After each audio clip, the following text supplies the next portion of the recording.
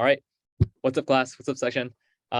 Today we're gonna be covering recurrence relationships and kind of like talking about building on what we talked about last week with algorithm analysis, learning about complexity classes, and now we're gonna apply that to recursive algorithms. So last week we kind of like covered, what happens if we have a for loop instead of a for loop, things like that. What's runtime? Talked about the different big O classes, big theta classes, big omega classes. Today, we're just going to be talking about the same thing, but now we're going to be starting to analyze, all right, what happens if we're trying to analyze the complexity of recursive functions? So I'm going to go ahead and share my screen. Sure. Yep. All right. And I'm assuming y'all can see my screen okay? Yes, Vincent. Yeah, we can see. Awesome. Thanks for letting me know. All right. System out. And is the participant bar blocking the right-hand side of the screen by chance? No, we can see it. All right, Go perfect. ahead, yeah. Cool. Y'all can see the memes. Yep. All right, cool. So yeah, we're gonna be talking about recurrence relationships, learning how to analyze the complexity runtime of recursive functions. So let's start off with a micro teach, recurrences. So here's the big idea. Here's the model. So there's either 3 steps if you go down the left branch, 2 steps if you go down the right branch for solving the runtime of a recursive function. So you start with the code, look at the code, then you try to model, all right, this is how much work is being done in each recursive step, each base case, and if possible, you can use the master theorem to quickly find the runtime of that recursive function. And to do that, you just basically convert the code block you have into some math functions. And if it matches the master theorem pattern, you can just use the master theorem to very, very, very quickly find the runtime. You literally just plug and chug some numbers. The other way involves 2 other steps, or 2 different steps versus just this one step. The other way, if there's no master theorem that really matches the recursive function you're implementing, you'll have to use the tree method to turn the recurrence into a summation. And then this last part is just simplifying that summation that you create. So these are the 2 steps to finding the runtime of a recursive function. We're going to start off with using the master theorem. Master theorem is super clutch. It's super, super fast, super easy to use once you have the function kind of mapped out. So, but first, let's start with this first step, modeling code recurrences. One question you might have is, okay, what the heck is a recurrence? So a recurrence is kind of like a step function in math where you have like a function, and then this function takes in different forms based on different input. So for instance, if you pass in 0 or 1, then this function is just going to be some constant C1. And otherwise, when n is not 0 or 1, then this function is C2 plus t of n minus 1. So as you can see, this kind of mimics what a recursive function looks like, right? So in this next slide, you can see that this constant amount of work, this is how much work happens in the base case. So in the base case, a recursive function will do C1 amount of work. Otherwise, in the recursive case, it's going to do some constant 2 plus the recursive call, whatever the recursive call's amount of work is. So this is the recursive case. So in different cases of a recursive function, it's going to do some differing amount of work. And that's why we have to represent it as a recurrence relationship, as you can see here. Different things happen in different recursive cases, different things happen in the base case. So this is just a way for us to model how much work is done in the base case and the recursive case. And yep, as you can see, this is like the recursive call. So T of n is the parent call, and then this parent call calls on a recursive function where the input gets smaller and smaller. So now that we kind of talked about like the recurrence relationship a little bit, let's start off with a quick warm up with problems 1a and then transitioning into 3a. And for these problems, this Gauss's identity is going to be very, very helpful in helping you kind of translating what you have on paper into an actual kind of like runtime complexity class. So what I recommend doing, pull up the section problems for section 3, recurrences, master theorem, tree method. Work on problem 1a and 3a. So I'm going to pause sharing right here and form breakout rooms. So again, let's do problems 1a and 3a, and then try to find the runtime of these problems. Again, the Gaussian theorem is going to help you a lot in this. So I'm going to go ahead and create some breakout rooms. Let's see. Assign, create 2 breakout rooms. All right, I just opened out breakout rooms. So go ahead and do some group work and try to figure out 1a and 3a.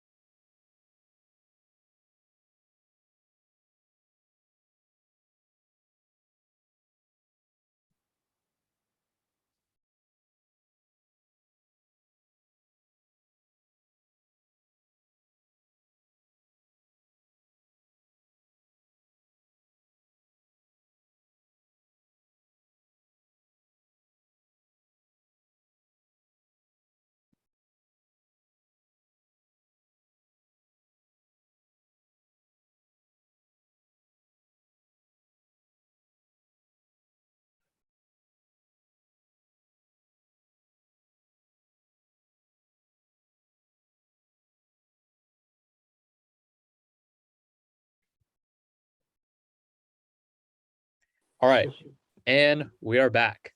So let's go ahead and talk about problems 1a and 3a. All right. So a big hint to these problems was using this Gauss's identity, something all the way back to when we did math. So Gaussian's identity, it basically says that if you have a summation that looks like this, goes from I to n minus 1, and you have I, you can simplify this out to a really more clean looking function, just n times n minus 1 all over 2. And we're going to use this fact in order to determine the runtime. So how do we do that? So 1a, it's all about finding the bounds. So what you will notice in this function is that, all right, we begin with doing constant work. That's +1. Since there's a loop in here, this constant +1, not really going to affect anything. So we can kind of just ignore it a little bit. What matters more to us is looking at what happens inside the for loops. So in the outer loop, this outer loop runs n times, right? So we make a note of that. And this inner loop depends on the outer loop. So what this ends up looking like is a summation inside of a summation. Inside the loop, we just have a constant time operation. So like I mentioned, what this looks like as a summation is just a summation inside a summation. And that's really what all for loops are, right? It's just summation inside a summation, just work inside a work. So the outer loop is going to run 0 to n minus 1 times. So this is what this outer or left summation is doing. And then inside the summation, what is this doing? It's doing another summation. And this is the inner loop. This represents the work that's happening in the inner loop. So based on whatever I is, this inner loop is going to run that many times. So it's going to look like this. And this 1 is just the return plus plus, because it's just doing like one amount of work. It's actually a little bit more than 1. It's more like 3 amount of work, but I mean, it's just a constant. Doesn't really matter. So this is where our Gauss's identity comes in handy. So we have the n on the outside and we have this other summation on the inside, but it's in terms of I. And we don't really know how to like it doesn't really fit into our schema of complexity classes, right? Because we want complexity classes and runtimes in terms of n.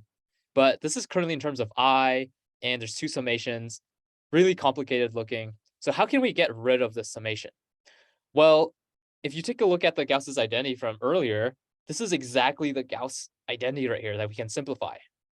And if you think, and how do we get to this Gauss's identity?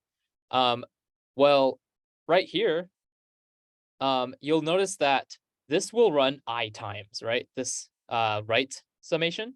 So it runs I times, and in each I iterations, it does one amount of work. So you can simplify this entire summation to just I.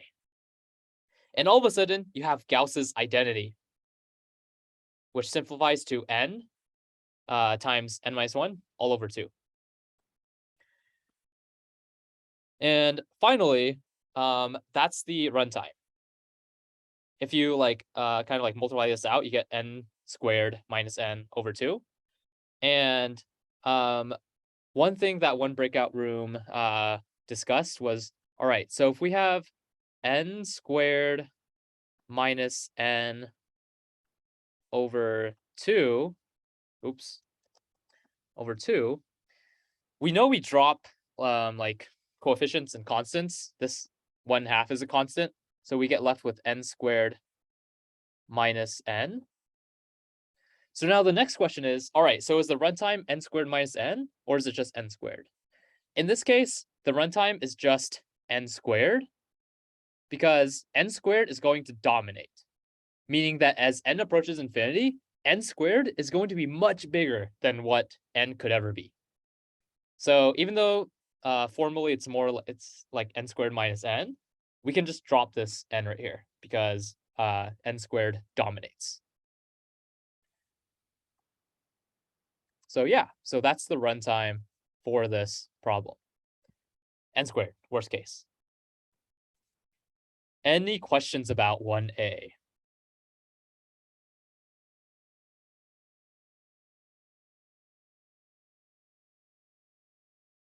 All right, so now let's talk about 3a. So 3a, very similar to 1a. It has this same loop right here. So it has the same loop. It's literally the same code. You can check it for yourself if you don't believe me. It's the same code. So we know that this chunk of code is going to be n squared runtime. The only difference and problem with this is now that, all right, we're adding a base case to this recursive function. If n is less than or equal to 1, we return 0. But what makes it super complicated is now we're adding recursive calls. We're adding 1, 2, 3, 4 recursive calls. Now, how do you determine the runtime now? Because like, all right, now I have to worry about, all right, this recursive call is going to have runtime of like n over 2 squared, and this one too, but they have recursive calls and they have their own runtimes, and they have recursive calls and they have their own runtimes. It gets super complicated really quickly.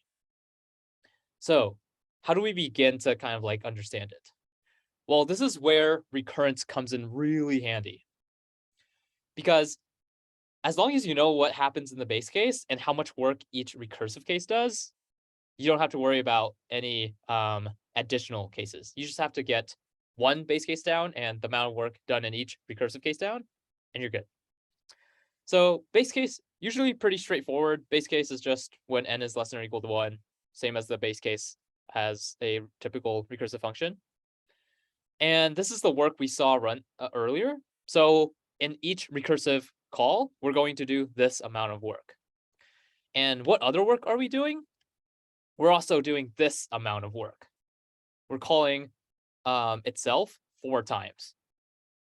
And then we're just doing constant addition, so we can honestly just drop that. So if we put this all together, we know that we're doing 4 recursive calls.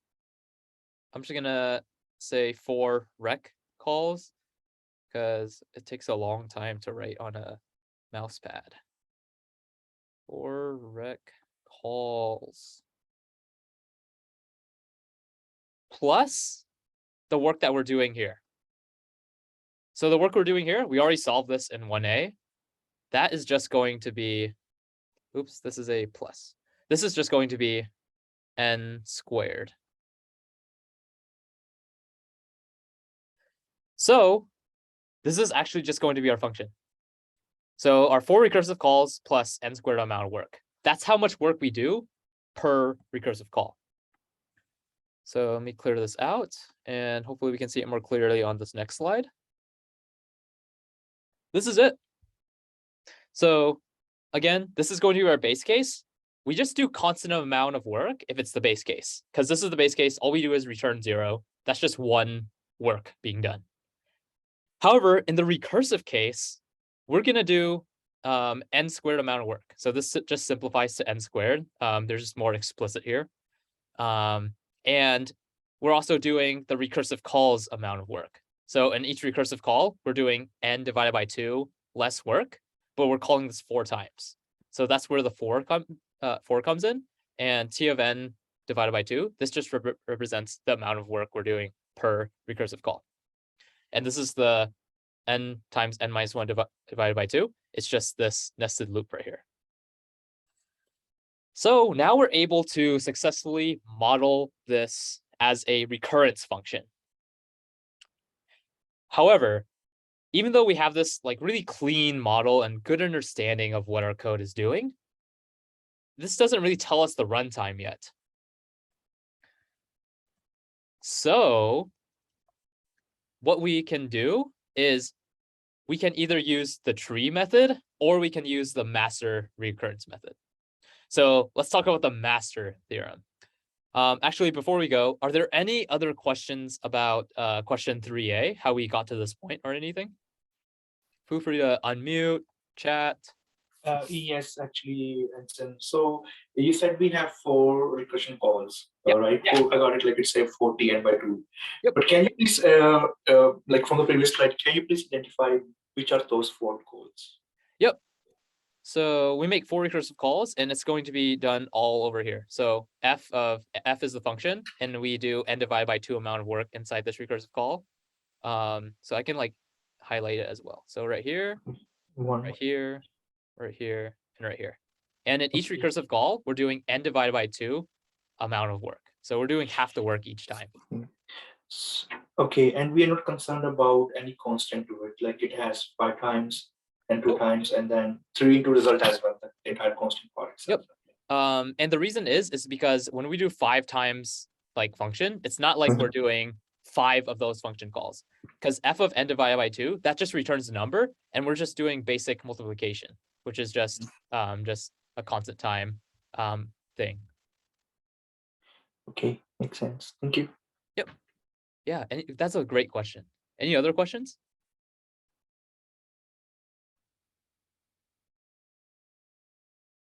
All right, let's move on to the next step, which is, all right, now that I have this beautiful recurrence algorithm, how do I convert it to a complexity class? How do I know what the runtime of this is? Because right off the bat, like, I don't know about you, but this looks really complicated. I have no idea if that's slow, fast. I don't know.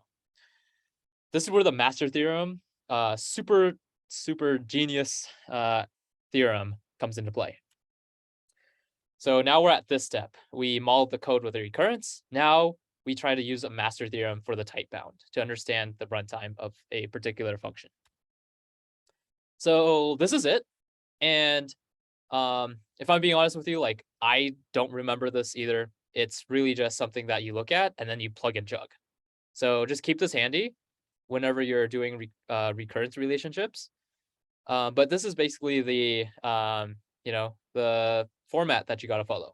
So for recurrences in this form, where a, b, c are constants. So if you're able to model your code in this form, so if you have some constant d for the base case, and then if your recursive case function looks like this, then you can use the recurrence algorithm or the the master theorem to determine the runtime.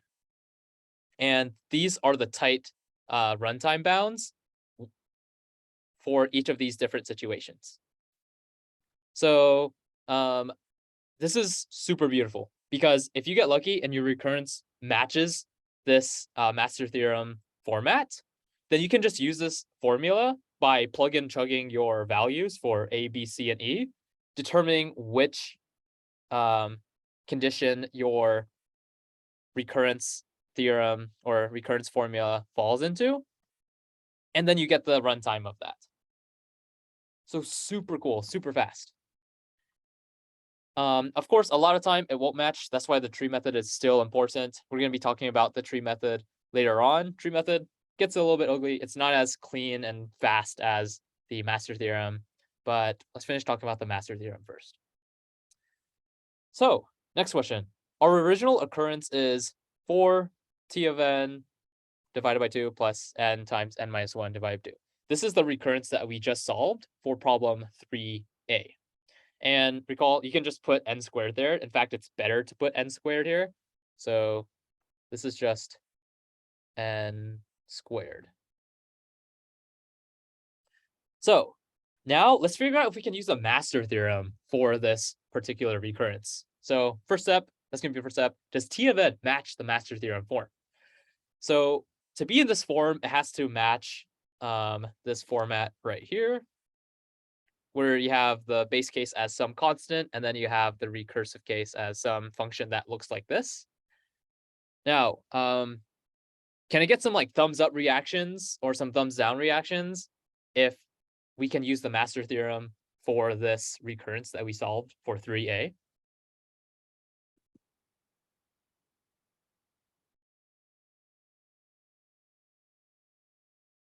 All right, awesome. Seeing lots of thumbs up, and y'all would be correct. So you actually can use the master theorem for this.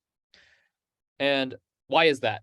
So if you take a look, this 4 matches up with the a, right? This is just the coefficient for the number of, this is just the number of recursive calls you're doing. So a represents the number of recursive calls you're doing. And then inside the parameter for t of n, you pass in n divided by 2. So in this case, b is equal to 2. And then since we have plus n squared right here, e is going to be just 1. So e doesn't really do anything. It's just a constant. And then we have n to the c over here. So c is going to take on the value 2. So I'm going to clear my annotations. And let's take a look on the next slide. So a is equal to 4, and that comes from how many recursive calls we're doing. B comes from how much we're shrinking the n by. So in this case, we're shrinking the n by half each time. So we're dividing by 2. So b equals 2. E is just the coefficient for n squared. So remember, this is just n squared. Since it's just n squared, the coefficient is 1. And then since the coefficient is, or the exponent is 2 for n, c is equal to 2. So beautiful thing. Next step, all we have to do is plug and chug. So literally, we just plug in b, a, and c into this function, and then we can determine what the runtime is. So if we do that, we have something like log base 2 of 4. And we have to determine if this is less than, equal to, or greater than c. So what is log base 2 of 4?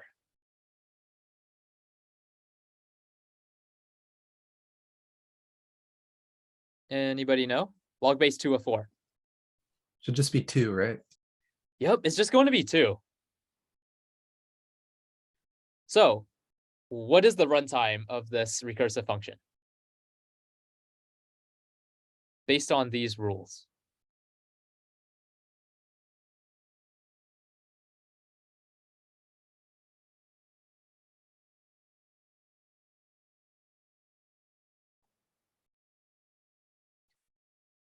So again, we just calculate this function.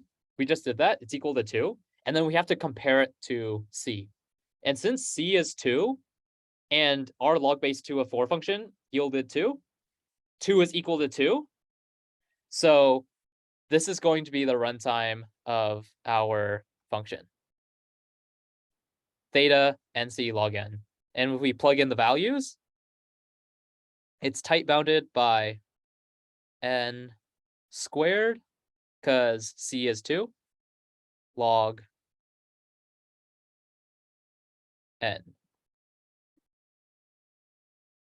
So this is the runtime of the function. And we did that all by plugging and chugging after we found the recurrence. Cool. Any questions about this? I had one quick question. Will Awesome. E always be 1 because we ignore the coefficients of the non-recursive term? Yeah, that's a very good point. Let me try to think if there's an instance where it wouldn't be 1.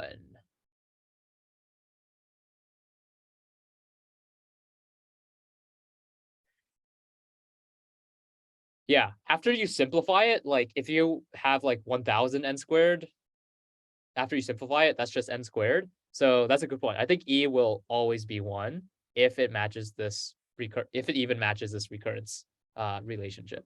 But since Right, we all right, don't thank do you. any, yeah, go ahead. Oh no, that was it. That was it. Yep. Yeah, but we don't do anything with E anyways, so it really doesn't even matter, to be honest, because we don't use E in this any of these equations at all. Right. Thank you. Yep.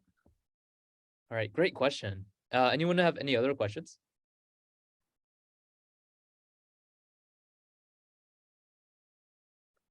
All right, so let me clear these annotations out of the way again. Cool. So yeah, and this is just walking through the plugging and chugging. And we see that it's going to be this middle one right here. Now, Matt, that's the master theorem. Ideally, that's going to be how you determine the runtime, because it's super fast, super clean. So now that we learned about how the master theorem works, let's go ahead and do some practice problems. So in the section handout, problem 4, there's like 5 problems we can do. So I'm going to go ahead and pause the recording, and we are back. So let us tackle problem 4. So I have the problems pulled up right here. And I'm going to be flipping through these problems and the master theorem a lot because, like I said, you don't have to memorize this. This is a lot to memorize. Just keep a tab with this somewhere so you can like easily reference it. Just use this as a reference. You don't have to remember all this. It's a lot to remember. And we're going to be referencing this a lot as we work through these problems. So let's work on the first one. So can somebody quickly tell me, can we model this using the master theorem, or can we use the master theorem and determine the runtime of this recurrence for problem 4a? Yes, we can do. Yes, we can. So how can we do that? Well, first we notice that there's a constant coefficient, and that's going to be a. So a is equal to 3. And then we're dividing by 4, and remember the divisor is going to be b, so b is equal to 4. And then c is just the coefficient of this outside term, the work that we're doing in each recursive call. So c is going to be 2. So now we're just going to go ahead and plug and chug. So the master theorem is going to look kind of like this. Let's just plug in the numbers. So if you recall, it's going to be log base b of a. And then we're going to compare this result with c. So log base 4 of 3. And so honestly, I don't know what that is on the top of my head, but all I know is it's going to be 0.79. 2.79? 0.79, yeah. 0.79. Yeah. So thank you for that. It's going to be 0.79. And even if you don't get the exact answer, you can just make the observation that, all right, log base 4 of 4 is 1, and log base 4 of 3 must be less than that. And either way, 0.79, that's going to be less than 2. So if it's less than 2, let's see which recurrence relationship it matches. So it looks like it matches the first one, right? Because 0.79 Yes. is less than 2. So the runtime of this is actually pretty fast. It's going to be theta n squared. Or more specifically, theta nc, which is equal to theta n squared. Oh, this is so hard to write on the trackpad. All right, so theta n squared. Any questions about problem 1? No. All right, so let's do problem B. So can this be modeled using the master theorem? Yes. Yes. Yes, lots of yeses, and y'all are correct. So again, A is going to be 9. And then B is 3. And then C is, oh, it's not a 3. C is just going to be 2, which is the coefficient. Oh my gosh. 2, which is just this coefficient right here. So again, we just plug and chug. So we have log base B. So it's going to be log 3 of 9. Mhm. And we compare that to 2. So log base 3 of 9, that's just going to be 2, right? 2. Yeah. And 2 is equal to 2. So this is going to be in theta, I think n squared Log n.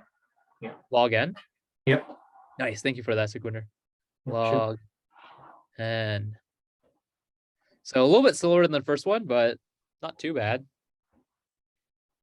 Cool. Any questions on this problem? All right. And yeah, hopefully you can see that, whenever you're having when you have a clean forgot the word, recurrence, you can easily just plug in these values and get the runtime just like that. So the master theorem is like super clean, super neat, super fast. And it's like the ideal. Now let's talk about problem C. Can we model this using the recurrence? No, for me, I was not able to figure out. Yeah. Yeah, so we actually can't model this as a recurrence because the requirement for A, the coefficient, is it has to be constant. In this case, the coefficient is a function of n. It's not constant. It's different based on different values of n. You're doing a different number of recursive calls based on n. So there's no way you can use the recurrence method or the master theorem for this. And for D, just for sake of time, you can use the master theorem for this. And not immediately sure off the top of my head what the answer is. Oh, I think it should be the last one. So the one we didn't talk about yet. I think it should be Yes. this one. Yeah. So it's going to be n log b of a. And then for the last problem, E, can we use the master theorem for this? Actually, I tried to do it because we have a constant in front as well, but I got a log 2 base to 1, and which is not defined. Yeah, so we Yeah. actually can't use the master theorem for this, which Yeah. is probably why it's undefined. Mhm. And the reason is because of B right here. So you always have to be dividing inside the recursive call. Right here, we're Right. subtracting. Yeah, actually, I took 1, as a denominator. Oh, I see. Yeah, but I mean, it concluded to not be able to do it because it became log 2 base to 1, which is not defined. We can't do it. Yeah. Yeah, yeah, exactly. So whenever we're like subtracting or adding for, I don't know why, in which situation you would add, but in this case, we're not dividing, so we can't use the master theorem for this. So cool. Any questions about these master theorem problems?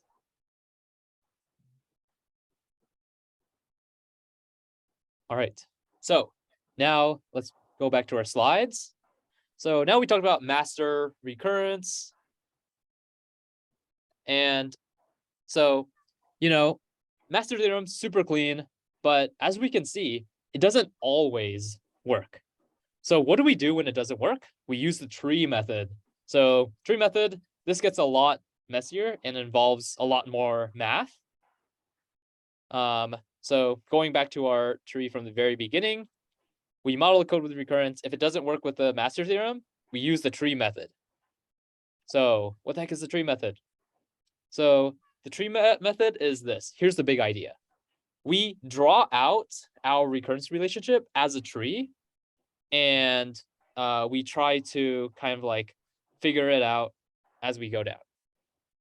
So we still have a base case 1 when n is less than or equal to 1. And then in our recursive case, we split our tree into 2 because we're doing 2 recursive calls.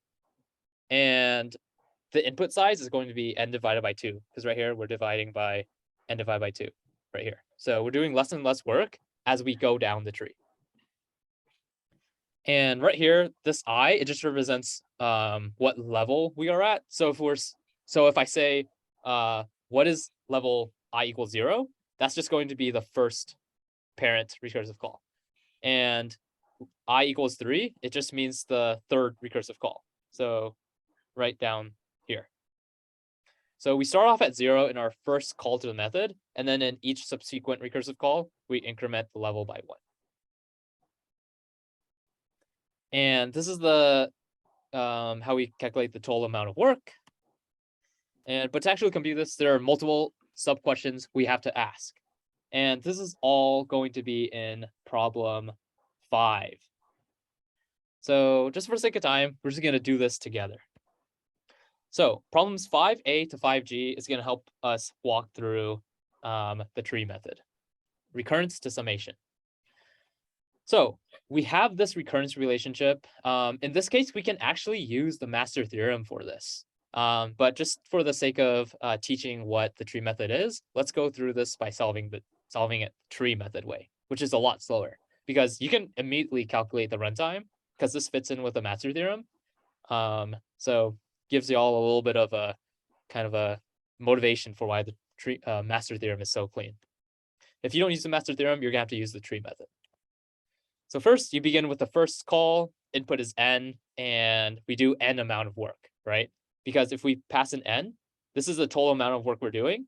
We're calling the function a 3 times, dividing n by 6, and we're doing n amount of work. So input n, we do n amount of work, and then we spawn 3 more recursive calls. And then these spawn, it does n divided by 6 amount of work and spawn 3 more recursive calls, and on and on and on and on. There's definitely more of a tree here, but we're just not drawing it. It just goes on forever. Main idea is at each level, we're splitting the work into 3, dividing the work we have to do by 6.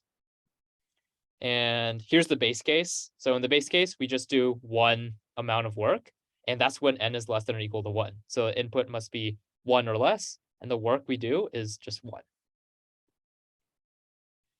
So problem 5a, this is the question, what is the size of the input level at level I? As in, how many of these nodes do we have at each level? So again, at the first level,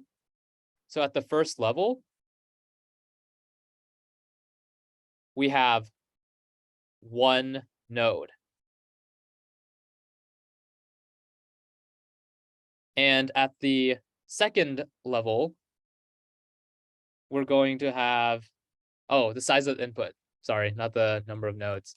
So at level I, we have 1 node, 1 amount of work. At level 2, or level I equals 1, we have n divided by 6 amount of work. And at level I equals 2, we have n divided by 36 amount of work. And to generalize this, at each level, we have n divided by 6 to the I amount of work. Because at I equals 0, it's just going to be n. I equals 1, n divided by 6. I equals 2, n divided by 36. So we're doing n divided by 6 to the I amount of work at each level. So next question. What is the work done by a single node at non-base case level I? So how much work are we doing at each level? So in this case, the work is going to be actually be equal to the input.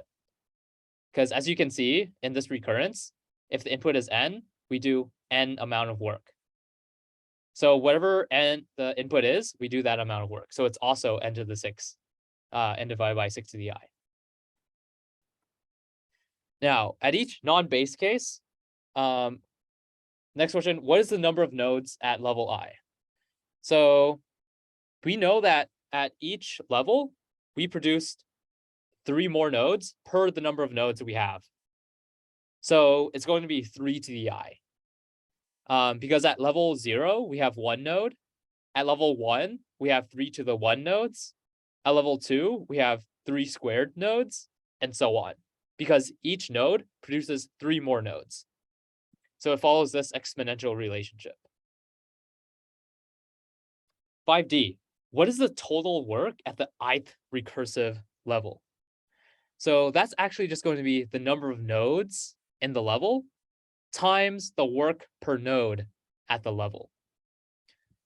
So in this case, we already solved how many nodes there are in the particular level and how much work is done per level. So this is just modeled by this equation, 3 times n divided by 6 to the I. And at the last level of the tree, that's when we hit our base case, right? We hit our base case when n divided by 6 to the I is equal to 1. So now we want to figure out what I is. What is the last level of the tree?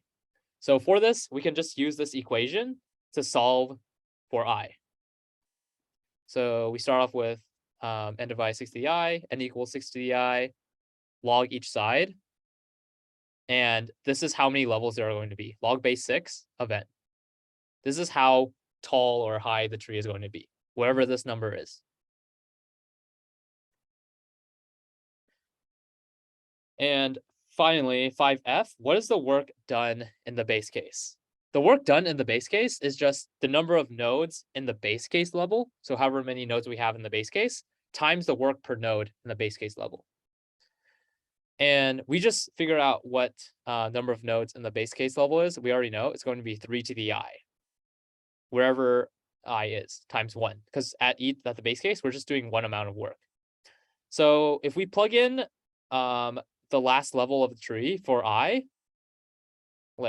which we just solved in 5e, we get the amount of work done in the base case, which is 3 to the log base 6 of n times 1. Finally, we're going to put this all together, and we are going to get this equation.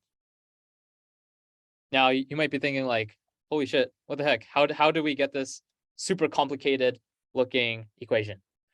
Well, this is basically just taking all the work we just did from 5a to 5f and just putting it into an equation. So in this summation, this is just the number of levels that there are, right? In problem 5e, or in problem 5e, we calculated the last level of the tree, which is just log base 6 of n. And since we start at I equals 0, we subtract 1. This is just the number of levels we have. And at each level, we do this amount of work. So this is problem D. There's this many levels, and at each level, we do this amount of work. And then finally, at the very last level, this is the amount of work we do. This is when we hit the base case. Because at the base case, there's going to be this many recursive calls, this many nodes. And in each of these base cases, we do 1 amount of work. So now, let's go ahead and get the closed form. Getting the closed form is basically just simplifying this as much as we can. And this is where all the math kind of comes into play. So now we simplify the summation. We look for terms that can be pushed out of the summation. So for example, in this summation, we can actually just factor out the n because this is just a constant. So we factor out the n, and instead of, let's see, yeah, so we factor out the n, and then we kind of like simplify 3 to the I divided by 6 to the I to get 2 to the I. And then we get something like this. We factor out the n, we divide 3 to the I divided by 6 to the I, and then we pull out the exponent. We have 1/2 to the I. And then we didn't really change this too much. Again, this is just the amount of work we do at the base case level, at the final level, last level. And now we try to find an identity that matches. So this is where we use some math. So we noticed that, all right, we can actually use the finite geometric series to simplify this a little bit. Why? Because if you take a look at this section of the summation, it pretty much perfectly matches this. So instead of writing like 1/2 to the I and having this summation here, you can just simplify it to be x to the n minus 1 over x minus 1. So what is that going to look like? That's going to look like this. So in place of x, we're just putting 1/2 here. So instead of x, it's just 1/2 to the n. And then n is like whatever this term is. And in that case, it's log base 6 of n. And all over 1/2 minus 1.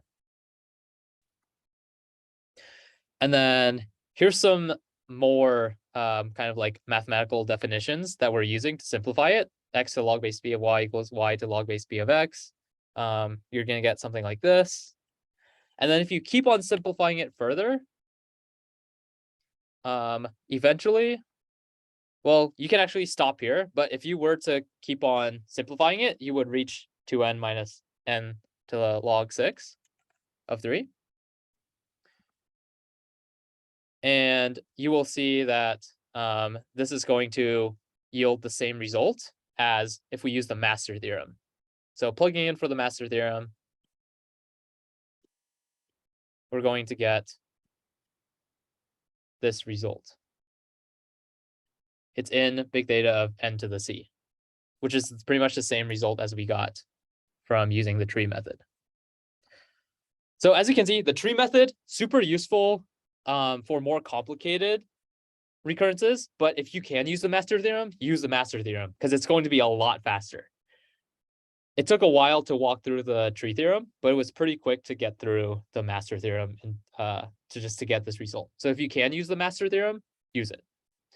And with that, that's going to be the end of section today. Thank you everyone for coming. If anyone has any questions, I'll stick around for a few minutes. But other than that, y'all are good to go.